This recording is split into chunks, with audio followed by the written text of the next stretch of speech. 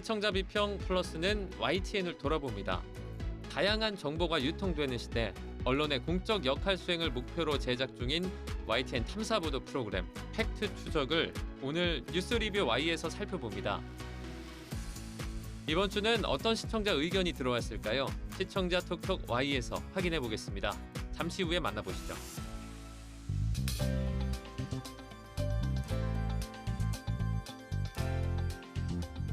여러분 안녕하십니까? 정주영입니다. 민족의 대명절 추석 연휴가 시작됐습니다. 이 긴 연휴에 귀성길에 오르거나 여행을 떠나는 시민들이 많은데요. 코로나19 유행이 완전히 사그라들기 전에 이른 추석 연휴입니다. 대규모 인구가 이동을 하고 서로 간의 방문이 많은 시기인 만큼 이 바이러스 예방에 각별한 주의가 필요해 보입니다. 오고 가는 길 몸은 좀 피곤하겠지만 마음만큼은 넉넉한 한가위 보내시길 바랍니다. 그럼 이번 주 시청자 비평 플러스 뉴스 리뷰 Y로 시작합니다.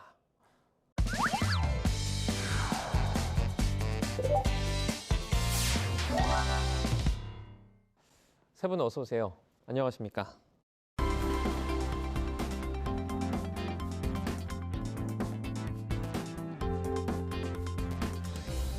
뉴스 리뷰 Y 시작해 봅니다. 먼저 김은정 시청자 평가원이 가져오신 오늘의 주제부터 들어봅니다. 바야흐로 미디어 콘텐츠 홍수 시대입니다. 다양한 형태의 미디어를 통해 많은 정보가 유통되고 있는데요. 정작 어떤 것이 진실이고 어떤 것이 거짓인지는 판단하기가 어렵습니다. 이럴 때일수록 현상 이면의 사실을 조명하고 흩어진 사실들을 연결해서 설명하는 언론의 공적 역할이 중요합니다. 이러한 문제의식 아래 YTN에서 기획한 탐사보도 프로그램이 있는데요. 이번 주 뉴스 리뷰 Y는 YTN의 팩트 추적 프로그램을 살펴봅니다. 네, YTN에서는 유일한 탐사보도 프로그램인데요. 반응이 정말 좋습니다. 아무래도 일반 보도와는 제작 방식이 많이 다를 것 같은데 어떻게 기획이 된 건지 시청자분들이 많이 궁금해하실 것 같아요. 어떻게 이게 제작이 되는 거죠? 탐사보도 프로그램인데요. 팩트, 그러니까 어떤 게 진실이고 어떤 게 거짓인지를 좀 밝혀내는 일반 뉴스 시간에는 쉽게 전달하기 힘든 그런 내용들을 좀 다루고 있는 것이고요. 아무래도 언론의 공적 역할을 수행하는 그런 기능을 하고, 그다음에 이제 가짜 뉴스로 피해를 보는 사람들이 굉장히 많거든요. 그분들에게 좀 도움을 줄 수 있고, 이를 통해서 부정부패나 사회의 약자 목소리를 좀 반영하자, 이런 기획 의도에서 시작이 됐습니다. 매주 수요일과 토요일에 20분물입니다. 한 가지 주제를 20분 정도 다루고 있는 것이고요. 지난 6월에 첫 방송이 됐는데 현재는 기자, PD, 작가 이렇게 한 팀을 이루고 있습니다. 두 팀이 운영이 되는 거죠. 그러니까 격주로 한 편씩을 만드는 그런 프로그램이라고 보시면 되겠습니다. 네, 말씀해 주신 것처럼 아무래도 이 프로그램이 공공성 제고에 큰 어떤 도움을 주는 그런 역할을 하고 있는 것 같습니다. 박사님은 이 부분 어떻게 보셨습니까? 네, 해설위원님께서 말씀을 주셨듯이 이 YTN이 지난 6월부터 시작한 팩트 추적은 형식과 내용 모두 기존의 방송 뉴스 도식에서 벗어나 심층성과 또 의제 개혁성을 확대하고 있다는 점에서 눈길이 갔습니다. 한국 방송 뉴스에는 일종의 유형이 정해져 있다고 볼 수 있습니다. 아무래도 기자들이 매일 그리고 뉴스를 마감 시간에 맞춰 제작해야 하기 때문에 짧은 시간에 신속하고 정확하게 보도할 수 있게 하는 뉴스 제작 관행이 적용될 수밖에 없습니다. 물론 모든 뉴스가 그렇다라는 것은 아니지만 이 사건 중심의 이벤트성 기사, 그리고 원인, 결과, 그리고 전망까지 아우르는 분석 중심 보도가 되기보다는 어떤 사건이 발생했는지, 또 이 사건이 얼마나 심각한지 혹은 대단한 것인지 등을 부각하는 그러한 보도에 좀 집중이 되는 경향이 있다 하겠습니다. 그러다 보니까 보도에 등장하는 취재원 수는 제한적일 수밖에 없고요. 또 전문가 의견에 상당히 의존하는 경향이 있었는데요. 이에 비해 팩트 추적은 방송 길이가 15분에서 20분, 20분 이내 정도의 시간으로 만들어지기 때문에 이 주제에 집중할 수 있는 시간이 충분했고요. 대담 방송처럼 전문가 한두 명에게 의존해 사건의 이해를 넓히던 방식이 아니라 아나운서의 질문에 취재 기자가 답을 하는 방식으로 이해하기 쉽게 구성되었다라는 점이 좀 특징이었습니다. 그리고 또 주목할 이슈의 제시부터 또 사건의 촉발, 전개, 갈등, 해결책에 이르는 종합적인 관점을 담아내기 위해서 이 서사적 전개가 이루어지고 있었고요. 또 취재원의 범위를 일반인에서부터 피해자와 유가족 같은 직접적 관련자와 관계부처, 지자체, 또 국회의원, 분야별 전문가 집단까지 굉장히 넓게 활용하는 상당한 노력과 품이 들어가는 결과물이었습니다. 또 시청자들에게 이슈에 대한 접근을 높이기 위해서 이 영화 장면을 활용하기도 했고요. 또 재현 상황을 보여주거나 이 YTN이 기존에 취재했던 방송분을 재활용하는 방식도 구사해서 뉴스의 객관성을 담보하면서도 시청자들에게 이해가 쉬운 뉴스 전달이 될 수 있도록 보도 방식을 여러 가지 고민하고 있다라는 점이 좀 느껴지게 했습니다. 저는 이제 이 프로그램을 보면서 기존에는 없는 색다른 그리고 좀 매력 있는 프로그램이다 이런 생각은 좀 강하게 들었습니다. 제작진 고민이 정말 충분히 느껴지기도 하고요. 그럼 이제 두 분께서 살펴주신 이 프로그램 분석 내용 저희가 직접 들어보도록 하겠습니다. 먼저 1년 전 이슈를 추적 보도한 팩트 추적 콘텐츠가 눈에 띄었는데요. 매일 새로운 정치 사회 이슈와 사건 사고가 끊이지 않는 우리 사회에서는 언론과 시민들의 관심이 떠나면 심각한 사회 이슈들도 금방 잊혀지기 마련입니다. 그런 면에서 언론이 반드시 후속 보도하고 또 사회적 책무를 다해야 하는 중요한 사회 문제들이 있는데요. 팩트 추적에서는 그 역할에 충실한 보도를 만날 수가 있어서 반가웠습니다. 오송 지하차도 참사 1년, 끝나지 않은 그날의 절규입니다. 작년 여름에 14명의 희생자가 발생한 오송 지하차도 참사를 다들 기억하실 텐데요. 이 보도에서는 먼저 참사 당일로 시점을 옮겨서 사고 당시 상황을 회상하고 있었고요. 또 가족을 잃고 그 시간에 멈춰버린 유가족들의 삶의 이야기도 들었습니다. 또 참사 현장에서 가까스로 살아남았지만 여전히 죄책감과 공포 같은 외상 후 스트레스 장애를 겪고 있는 생존자들의 이야기도 담았습니다. 아울러 이 보도에서는 책임자 색출과 처벌이 얼마만큼 진행되고 있는지도 짚었고요. 또 참사 후에 문제로 지목되었던 점들에 대한 제도적 보완이 이루어지고 있는지 또 그 현황도 취재해서 보도해 주셨습니다. 무엇보다 오송 지하차도 참사 후 1년, 그러니까 올해 장마를 앞두고 기획된 아주 시적절한 보도였고요. 제도적 보완 상태를 점검해서 재발 방지를 유도하는 좋은 보도였다고 봤습니다. 해당 편은 오송 지하차도 참사 1년, 그러니까 중대시민재해적용법이 어디까지 논의되었고 또 오송 지하차도 참사 진상규명과 방지대책 논의의 성과 그리고 한계를 짚어보았다라는 점에서 좀 기억에 남습니다. 8.15 광복절 즈음에는 우리나라 안에서 일어나고 있는 역사도발 사건을 언급하면서 우리 사회에 미치는 파장과 또 이러한 문제 현상이 자꾸 발생하는 이유에 대해서 살펴봤는데요. 우길기 개시와 또 소녀상 훼손이 버젓이 일어나는 것이 법적 규제로는 대책에 한계가 있다라는 점에서 좀 안타까움을 더했습니다.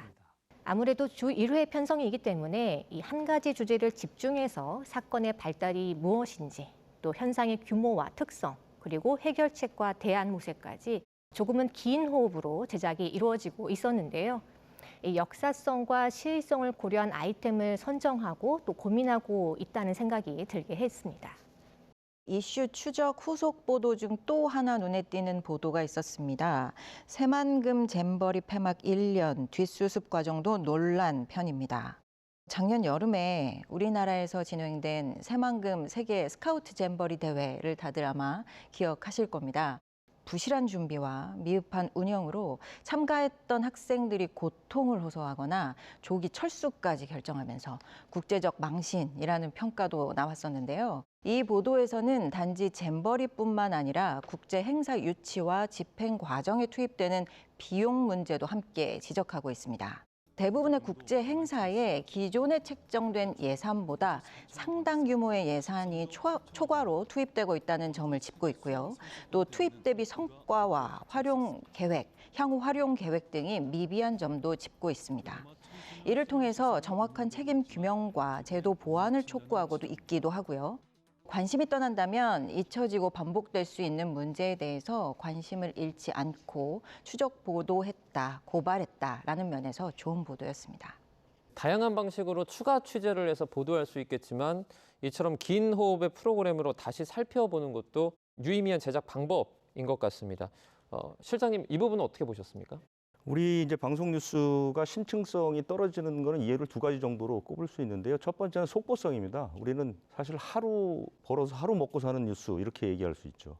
그날 일어난 뉴스를 그날 처리한다라는 그런 기준이 있기 때문에 그런 거고, 두 번째는 이른바 이제 속된 말로 물 먹었다라는 말이 있거든요. 그러니까 타사가 방송한 아이템을 우리가 하지 않았을 때 무언가 뒤떨어진다는 느낌 때문에 백화점식 보도가 계속돼 왔던 겁니다. 그러니까 아이템을 잘게 쪼개서 짧은 리포트로 수박 겉핥기식으로 방송하는 이런 방식들이 있었는데, 우리 뉴스는 미국의 지역 방송 뉴스와 비슷합니다. 미국의 지역 방송 뉴스가 이렇게 리포트가 짧고 연성 아이템들이 많은 거고요. 반면에 미국의 이제 중앙방송, 전국방송 뉴스는 아이템이 상당히 이제 길면서 심층적인 그런 방향으로 가고 있거든요. 다행히 이제 우리도 조금씩 심층성을 강화하는 차원이 있고, YTN에서는 이번에 팩트 추적이라는 프로그램을 만들면서 사실은 심층성에 상당히 무게를 두고 있다 이렇게 평가받을 수 있습니다. 말씀해 주신 내용을 좀 들어보면 아무래도 조금 느껴지는 게 많이 있는 것 같습니다. 한편으로는 시의성이 높은 아이템들도 눈에 많이 띄었는데요. 이와 관련해서는 조금 어떤 시리즈들이 있었죠?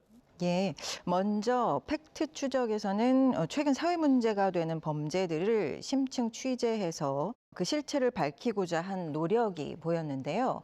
대표적인 것이 딥페이크 음란물 관련 보도입니다. 딥페이크 음란물 최근 3년 4배 폭증, SNS 프사를 노린다. 또다시 나타난 N번방, 진화하는 딥페이크. 이 보도들은 지난 6월에 2회에 걸쳐 연속 보도된 기획입니다. SNS 프로필과 딥페이크를 이용한 가짜 음란물로 인한 피해자 사례를 취재해서 보도하고 있는데요. 텔레그램에서 이른바 지인 능욕방이라는 커뮤니티를 만들어서 지인이나 동료, 동급생, 동창, 선후배에 이르기까지 지인들에 대한 딥페이크 영상을 의뢰받고 실행하는 범죄 집단의 실태를 고발했습니다. 이 보도에서는 현행 법안이 새로운 기술 확산과 또 이를 활용한 범죄 악용에까지 이 상황을 따라가지 못하고 있음을 지적했는데요. 딥페이크를 활용한 음란물 제작이 범죄임을 명확히 하고 또 피해 확산을 막을 수 있는 방법, 또 지금 심각한 상황의 실태를 알게 해주어서 경각심을 일깨워준 보도였습니다. 후속 보도를 통해서 더 강력하게 법안 정비를 촉구하고 또 그 예방 정책 마련까지의 과정도 함께 담아주시면 좋겠습니다. 7월 10일 팩트 추적이었습니다. 공단포 나오면 지원 끊겨, 난임 정책 사각지대 여전의 경우에는요, 이 거리에 그 길게 늘어선 텐트 행렬이 보이면서 어떤 이슈와 연관했는지 궁금증을 불렀습니다. 알고 보니 이 난임 부부들 사이에 입소문이 자자한 그 한의원 앞에서 진료를 대기하던 텐트 행렬이었는데요. 이 진료 시작이 9시간이나 남은 자정 시간인데도 이 길거리에 텐트를 치고 또 밤을 새우는 난임 부부들이 상당하다라는 것을 알게 했습니다. 이 저출생 극복을 위해서 할 수 있는 건 다 해보자 하는 게 이 정부의 정책 기조인데요. 난임 부부를 위한 지원 정책이 여전히 사각지대가 존재한다라는 점을 좀 알 수 있게 해준 인상적인 보도였습니다. 아주 드물긴 하지만요, 이 난자가 채취되지 않는 그 공난포가 나오는 경우에 난임 시술 비용을 지원받을 수 없기 때문에 개인이 모든 비용을 지불해야 한다는 점을 알게 했는데요. 이 당사자가 아니면 알 수 없는 정책의 한계점을 설득력 있게 지적해 준 것 같았습니다. 또 올림픽을 앞두고 7월에 방송된 내용인데요. 갈 곳 잃은 메달리스트 위기의 한국 스포츠 편입니다. 이 프로그램에서는 소수의 인재를 집중 육성하는 엘리트 체육의 시스템적 한계를 명확하게 지적하고 있는데요. 생활체육과의 조화를 통해서 스포츠 저변을 확대하고 여러 대책 마련이 필요하다라고 하는 사실을 짚고 있습니다. 올림픽 기간에 안세영 선수가 쏘아올린 공으로 인해서 체육계 문제가 좀 더 폭넓게 주목받고 있죠. 체육계 관련 각 기관들 간의 문제까지 좀 더 확장된 취재 보도를 기대합니다. 개인적인 경험입니다만 이번 파리 올림픽에서 근대 5종 경기 중계를 좀 재미있게 시청을 했습니다. 그러다 보니까 이 해당 편을 좀 더 집중해서 보게 됐는데요. 이 근대 5종 종목이 최근 국제 경기에서 최고의 성적을 내고 있지만 이 폭넓은 팬층을 가지지 못한 비인기 종목을 대표한다라는 겁니다. 2022년 항저우 아시안 게임에서 근대 오종은요, 이 첫날에만 금메달 5개, 또 은메달 2개, 동메달 1개를 거머쥐는 성취를 냈지만 이 방송에 중계되지 않아 국민들은 경기를 볼 수 없었죠. 이 국제 경기 중계도 인기 종목에 집중되는 한계가 지적이 됐습니다. 중계도 그렇지만 이 체육계 전반에 소수의 엘리트 선수를 육성하는 한국 스포츠 현실이 바뀔 때가 되었음을 공감하게 했는데요. 비인기 종목으로 갈수록 학교 운동부 수도 적고 또 실업계 팀도 많지 않습니다. 이 스포츠 저변을 확대할 수 있도록 엘리트 체육 시스템과 또 생활체육의 조화가 필요하다라는 내용이 설득력 있게 다가왔습니다.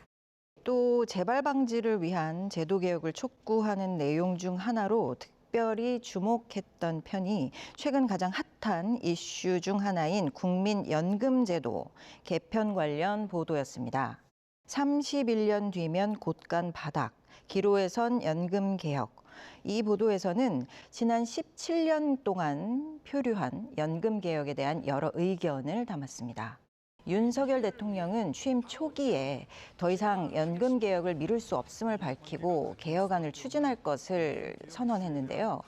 이번 연금 개혁을 다룬 팩트 추적에서는 가장 눈에 띈 것이 바로 연령대별 시민 패널을 선정해서 진행한 화상 토론이었습니다. 이 프로그램에서는 10대부터 60대까지 연령대별 1명씩을 패널로 화상 토론을 진행했는데요. 크게 모수개혁과 구조개혁으로 개혁 방향을 구분하고 세대별 패널의 의견을 들었습니다. 의견이 충돌하는 사안에 대해서 화상 토론을 기획해서 의견을 경청한 점이 특히 신선하게 다가왔습니다. 물론 연령대별 패널들이 각 세대에 대한 대표성을 갖기는 어려울 텐데요. 진행상에서 마치 각 세대 대표 의견인 것처럼 표현이 되어서 좀 아쉬운 부분도 있었습니다. 이 보도에서는 관련 연구 보고서 검토와 해외 사례 소개를 통해서 해법에 접근하려고 시도하고도 있는데요. 대안과 해법 모색으로는 다소 부족해 보였습니다. 짧은 시간 안에 많은 사안을 다루다 보니 나타날 수밖에 없는 문제라고 생각하는데요. 이 이슈는 앞으로도 한동안 사회적 논의와 통합이 필요한 문제인 만큼 후속 보도 기획을 통해서 아쉬웠던 부분들을 보완해 주시면 좋겠습니다. 시의성이 높은 주제를 두고서 제도 미비 같은 그 한계점을 지적하는 팩트 추정만의 어떤 구성을 저희가 들여다볼 수 있었던 것 같습니다. 이제 이 프로그램이 잘 자리를 잡으면 좋겠다라는 생각도 절로 드는 것 같고요. 실장님이 보시기에는 어떤 부분이 더 보완이 돼야 된다 생각하십니까? 팩트 추적은 결국 이제 진실과 거짓을 가려내는 데 초점을 맞추는 방향으로 가야 될 것이라고 보고요. 이와 관련해서 최근에 조금 충격적인 소식이 하나 있는데요. 우리나라에서 이제 팩트를 체크하는 공적 기관으로 서울대 팩트 체크 센터라는 게 있었습니다. 지난 2017년에 문을 열었고요. 32개 언론사가 제휴를 맺고 지금까지 한 5천 건 정도 팩트를 가려내는 작업을 했는데 최근에 문을 닫았습니다. 왜 문을 닫았냐면 정당 쪽에서 편향됐다라는 그런 주장을 했고, 이 서울대 팩트 체크 센터는 네이버에서 재정 지원을 받았는데 네이버가 재정 지원을 끊어버렸습니다. 저희들한테 시사하는 바가 매우 많죠. 그만큼 참과 거짓을 가려내는 작업이 쉽지는 않을 것이다. 그러니까 우리 YTN의 팩트 체크 프로그램도 이제 곧 맞부딪힐 수 있는. 왜냐하면 언론사의 팩트 체크 작업은 대개 그 나라의 현상, 문화, 현황과 밀접합니다. 예를 들어서 미국이나 영국은 정치 행위자들을 공격하는 당파적 허위 정보를 가짜 뉴스로 규정하고 이 부분을 집중적으로 파헤칩니다. 독일이나 오스트리아는 이민자를 대상으로 한 선정적인 이야기를 집중적으로 파헤칩니다. 그만큼 그 사회의 현상과 밀접해 있다는 것이죠. 그래서 YTN도 이 부분을 슬기롭게, 그다음에 정통적으로 참과 진실을 가려내는 작업에 좀 더 매진해야 된다. 이것이 하루빨리 자리 잡는 방법이다. 이렇게 생각합니다. 그럼 오늘 뉴스 리뷰 Y 내용 정리해 보도록 하겠습니다. 이것만은 꼭 시간인데요. 평가원님부터 한 줄 평 부탁드립니다. 팩트 추적, YTN을 대표하는 탐사보도 프로그램으로 자리 잡길. 인터넷과 SNS가 확산되고 각종 미디어 기술이 발달하면서 누구나 정보를 생산하고 유통할 수 있는 환경이 열렸습니다. 앞다투어 쏟아지는 정보의 홍수 속에서 기존 언론들도 여기 휩쓸려서 속보 경쟁에 뛰어드는 경우를 많이 접하게 되는데요. 사실을 추적, 검증하고 소외된 목소리와 부조리를 발굴하겠다는 팩트 추적의 등장이 그래서 더 반갑습니다. 팩트 추적의 취지를 잃지 않으면서도 새로운 시도와 보완을 거듭해서 보도 전문 채널로서 YTN의 가치를 증명할 수 있기를 응원합니다. 네, 이번에는 김수정 박사님의 한 줄 평도 들어보겠습니다. 다양한 취재 방식과 보도 형식으로 보도의 질 높여주길. 팩트 추적은 취재 방식과 또 보도 형식 여러 면에서 다양한 실험을 하고 있습니다. 앞으로도 당사자의 목소리를 직접 듣기 위한 노력과 또 법과 제도의 사각지대를 해소하기 위한 문제 제기와 대안 모색을 종합적이고 심층적으로 접근해 주시길 바랍니다. 효율성이나 비용 면에서 보면 부담되는 형식임은 부인하기 어렵습니다. 하지만 이슈에 대한 종합적이고 깊이 있는 이해를 돕기 위해 팩트 추적과 같은 긴 길이의 보도도 필요해 보입니다. 다양한 취재 방식과 또 보도 형식을 적용해서 보도의 질이 높아진 팩트 추적을 꾸준하게 볼 수 있기를 바라겠습니다. 네, 오늘도 다양하고 소중한 목소리들 들어봤습니다. 뉴스 리뷰 Y 순서는 여기서 마치도록 하겠습니다. 세 분 오늘 말씀 잘 들었습니다. 고맙습니다.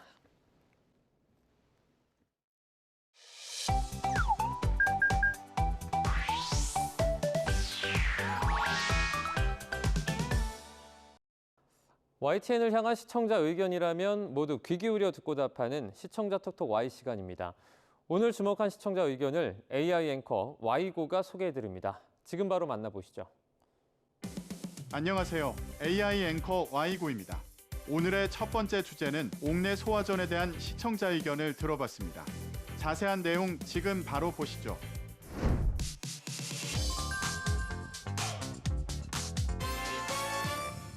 얼마 전 전기차에 불이 난 아파트 인근의 또 다른 아파트 지하 주차장에서 차량 화재가 났는데 아파트 지하 주차장에서 차량 화재로 인해 큰 불로 이어질 뻔한 상황에 옥내 소화전을 이용해 발빠른 대처로 피해를 막았다는 소식을 전한 보도가 있었습니다. 배미영 기자가 보도합니다.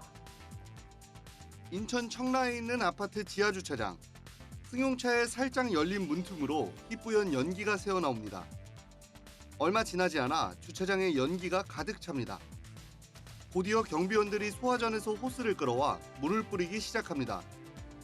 소방당국은 불이 난 차량은 전기차가 아니었고 차량 결함으로 인한 화재도 아닌 것으로 본다며 정확한 화재 원인을 조사하고 있다고 밝혔습니다.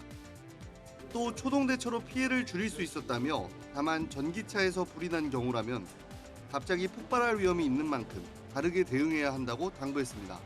소방관의 인터뷰를 통해 최근 연이어 차량 화재 소식이 들려오면서 불안이 커진 상황의 대응 방법의 중요함을 전했는데요. 아파트 지하 주차장에서 차량 화재가 발생하자 빠른 초동 대처로 큰 피해를 막았다는 보도였는데 이런 상황이 발생했을 때 옥내 소화전을 이용하는 방법을 상세하게 설명해서 진압 시도 접근성을 높일 필요가 있겠다는 시청자 의견이 있었습니다. 시청자가 알아두면 좋은 정보인 옥내 소화전 이용 방법을 시청자 톡톡Y에서 제대로 알아봅니다. 우리가 일상생활에서 초기 진화를 위해 사용할 수 있는 소화기구는 대표적으로 옥내 소화전과 소화기가 있습니다. 화재 초기에 소화기, 옥내 소화전 사용은 소방차 한 대 효과와 맞먹는다고 하는데요. 그만큼 초기 소화가 중요하고 많은 피해를 줄일 수 있는 것입니다. 그중 옥내 소화전은 연면적 3,000제곱미터 이상 건물이거나 근린생활시설, 판매시설 등 특정 건물은 연면적 1,500제곱미터 이상일 경우 설치가 되고 있고 간단한 조작만으로도 사용이 가능합니다. 소화전 사용 방법을 자세히 살펴보면 첫 번째 단계로 소화전함을 열고 관창, 즉 노즐을 잡고 적재된 호스를 밖으로 꺼냅니다. 그리고 두 번째로 소화전 밸브를 왼쪽으로 돌려서 개방한 뒤 양손으로 관창을 잡고 불이 난 곳까지 호스를 전개하여 불을 끕니다. 마지막으로 화재 진화를 마치면 소화전 밸브를 잠그고 호스를 완전히 건조하여 복원하면 됩니다. 언제든지 비상 상황에 적절히 대처할 수 있도록 소화전 사용 방법을 잘 숙지해 두는 것이 중요하겠습니다. 다음으로 시청자 톡톡 Y 두 번째 주제는 이륜차 번호판에 대한 시청자 의견을 들어봤습니다. 어떤 내용을 담고 있는지 이어서 확인해 보시죠.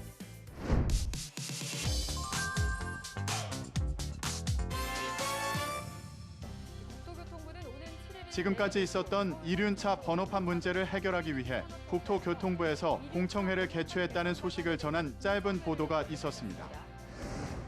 자동차 안전연구원은 이번 공청회에서 전국 단위 번호 체계 개편, 번호판 디자인 변경, 전면 번호판 도입 타당성과 같은 이륜차 번호판 개선 방안에 대한 연구 결과를 발표합니다.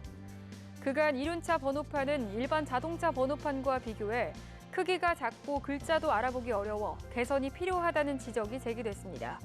개최하는 공청회에서 어떤 내용의 연구 결과를 발표하는지를 알리고 이륜차 번호판의 문제점을 간략하게 짚어냈는데요. 이륜차 번호판 글자를 알아보기 어렵다는 지적이 제기되면서 국토교통부가 의견을 반영해 공청회를 열었다고 전한 보도였는데 관련해 이륜차 번호판으로 일어나는 문제와 관련 통계 현황을 소개했다면 공청회 배경을 이해하는 데 도움이 됐겠다는 시청자 의견이 있었습니다. 시청자 톡톡아이에서 이륜차 번호판으로 인한 문제와 관련한 통계를 살펴봅니다. 현재 정부는 이륜차의 교통법규 위반이 심각한 수준에 이르렀다고 분석하고 있습니다.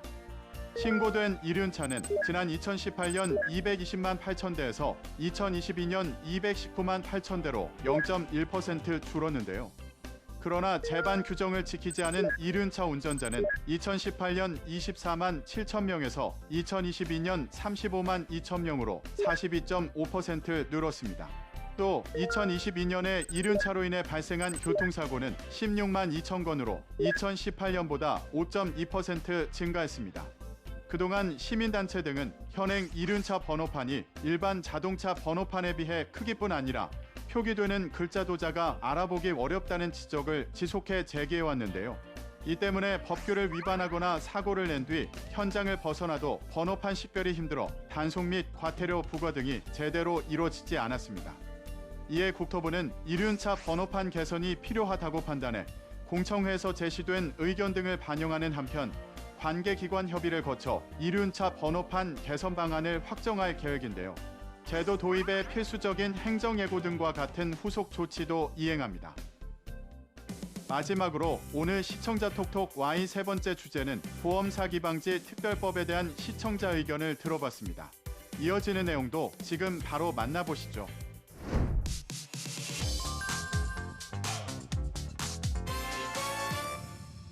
네, 앞으로 보험 사기를 알선하거나 광고하는 행위가 전면 금지됩니다. 보험 사기 방지 특별법이 8월 14일부터 시행된다고 알리며 관련해 간단한 내용을 전한 보도가 있었습니다. 보험 사기 알선과 유인, 권유, 광고를 엄중하게 처벌하고 금융당국 조사 권한을 강화한 보험 사기 방지 특별법이 14일부터 진행됩니다. 법을 위반하면 10년 이하 징역이나 5천만 원 이하 벌금에 처할 수 있습니다. 특별법이 시행되면서 처벌 수준을 알리고 금융감독원 등 관련 기관들이 홍보에 나설 것임을 알렸는데요. 8월 14일부터 보험 사기 알선과 광고가 전면 금지된다는 소식을 전한 보도였는데 보도에서 언급한 처벌 내용 외에도 개정된 보험 사기 관련 법안의 구체적인 내용이 궁금하다는 시청자 의견이 있었습니다. 자세한 내용을 보충하기 위해 시청자 톡톡와이에서 보험 사기 방지 특별법 내용을 살펴봅니다. 보험 사기가 기승을 부리고 사회적으로 큰 문제가 되면서 정부와 의회도 주목하기 시작했습니다. 이에 올해 1월 25일 국회 본회의에서 보험 사기 알선, 광고 행위 금지, 처벌 등을 내용으로 하는 보험 사기 방지 특별법 개정안이 만장일치로 통과됐으며 지난 14일부터 본격 시행됐는데요. 개정된 특별법은 보험 사기 알선, 유인 행위 등 금지, 금융당국의 보험 사기 조사권 강화, 건강보험심사평가원의 입원 적정성 심사 기준 마련, 자동차 보험 사기 피해자 구제 등을 골자로 합니다. 자세한 내용을 살펴보면 금융당국의 보험 사기 조사권을 강화해 보험 사기 및 알선, 유인, 광고 행위의 의심 사례를 조사하고 관계기관의 고발, 수사 의뢰 등 후속 조치를 보다 효과적으로 수행하도록 했습니다. 앞으로 보험 사기를 통해 보험금을 중복 수령 편취하거나 방법을 안내하고 게시하는 행위 등을 수사기관이나 방통위가 더욱 신속히 조치할 수 있게 되는 겁니다. YTN 방송의 부족한 부분을 채우는 시청자 톡톡 Y 시간. 다음 주도 다양한 시청자 의견과 함께 돌아오겠습니다.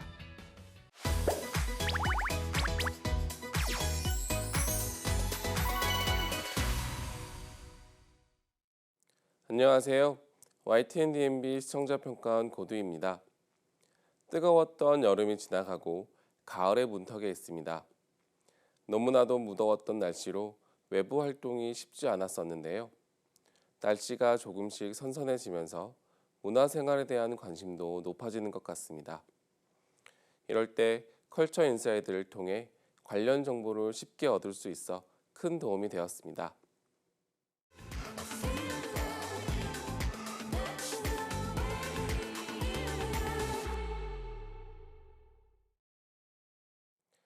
지금 우리는 다양한 미디어 플랫폼의 등장으로 방송, 영화, K-팝 등을 포함한 문화 활동을 쉽게 할 수 있게 되었습니다. 컬처 인사이드는 시청자의 입장에 서서 우리가 경험할 수 있는 영화, 음악, 도서 등 다양한 문화생활에 대한 정보를 전달하고 있습니다. 먼저 독특한 장소에서 영화를 즐길 수 있는 방법이 소개되었습니다. 전국의 숨겨진 명소를 찾아 움직이는 영화관을 지향하는 행사로 영화 상영과 배우와의 만남이 진행되는 모습이나 더 이상 사용하지 않는 경유 보관 탱크를 활용하여 문화체험의 공간으로 이용하는 모습도 볼 수 있었습니다. 무료 영화 상영으로 누구나 참여할 수 있는 문화행사라는 점이 매우 인상 깊었습니다. 아침부터 잠들 때까지 우리는 늘 스마트폰과 함께 하는데요. 문해력을 키우고 잠시나마 디지털 기기를 손에서 놓을 수 있는 필사에 대한 내용이 다루어졌습니다. 좋아하던 책이나 문구를 손수 펜으로 종이 위에 적는 필사는 자신의 생각을 정리하면서 다양한 문장을 익힐 수 있는 좋은 방법이라는 생각이 들었습니다.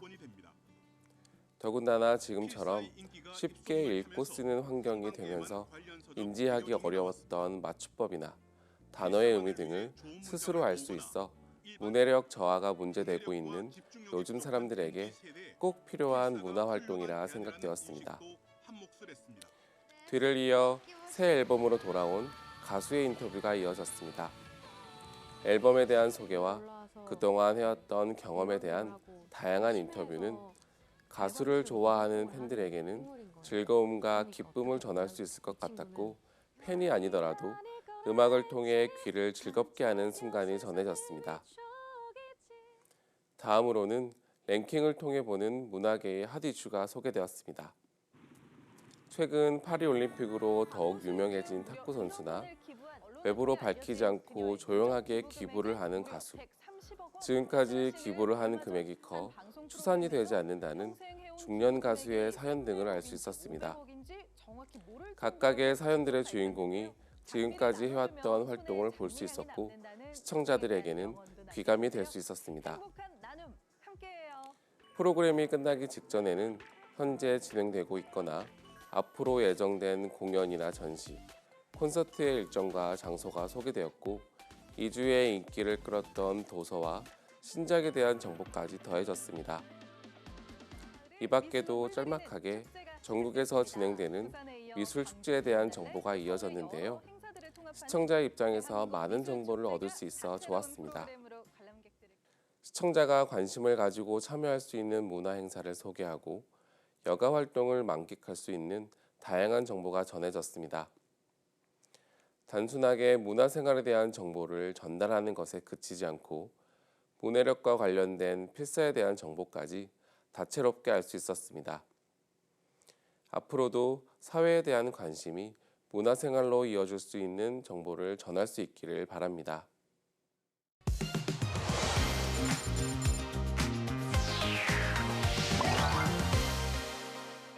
시청자 목소리로 YTN을 되돌아봅니다. 방송에 대한 여러 의견들 SNS와 홈페이지를 통해서 남겨주시고요. 시청자 비평 플러스는 다음 주 더 새로운 의견으로 돌아오겠습니다. 시청해주신 여러분 고맙습니다.